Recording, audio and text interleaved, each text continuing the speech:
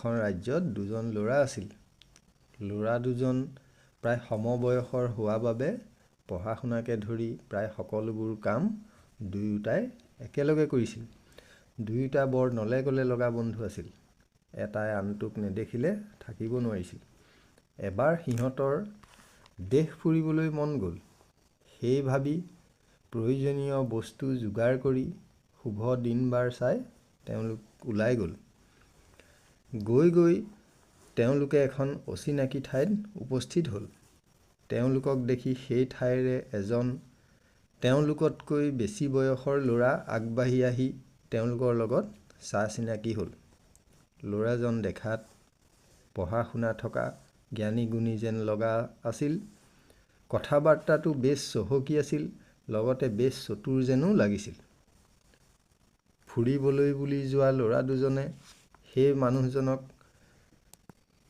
ৰাতিটো তাতে ক'ৰবাত থাকিব পৰা হ'ব নেকি বুলি সোধাত মানুহজনে হ'ব বুলি কৈ ৰাস্তাটোৰ কিনাৰতে থকা এটা ঘৰলৈ লৈ গ'ল আৰু ৰাতিটো তাতে থাকিব পাৰিব বুলি কৈ সকলোবোৰ সুবিধা কৰি দিছিল।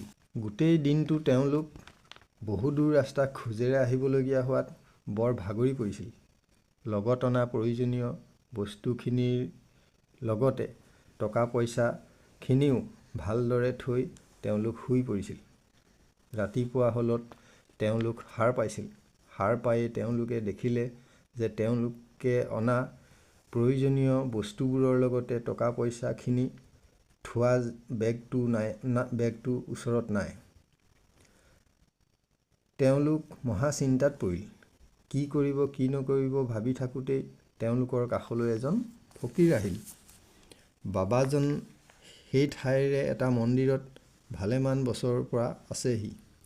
গতিকে সেই ঠাইৰ আদব কাইদা জনাৰ লগতে প্ৰতিজন মানুহৰ লগত চা চিনাকিও আছিল। ল'ৰা দুজনে নিজৰ দুখৰ কথা বাবাজনৰ আগত কোৱাত বাবাজনে মিচিকিয়াই হাঁহি এটা মাৰি ক'লে, "বোপাইহঁত, মোৰ লগত এইফালে আহা" বুলি কৈ বাবাজনে এঘৰ মানুহৰ ঘৰলৈ লৈ গ'ল। বাবাজনে ঘৰটোৰ দৰজাৰ ফালে আগবাঢ়ি গৈ ৰত্ন বুলি কাৰোবাক মাতিবলৈ ধৰিলে। কেইবাৰমান মতাৰ পাছত এজন মানুহ আগবাঢ়ি আহিল। বাবাজনে মানুহজনক বিশেষ একো নকৈ ল'ৰা দুজনৰ বয় বস্তু আৰু টকা পইচাখিনি ঘূৰাই দিবলৈ আদেশ দিলে। মানুহজনেও বাবাজনৰ কথামতে বস্তুবোৰ ঘূৰাই দিলে। মানুহজনক দেখি দুই বন্ধুৱে চিনি পালে। আগদিনা লগ পোৱা মানুহজনেই দেখোন এইজন।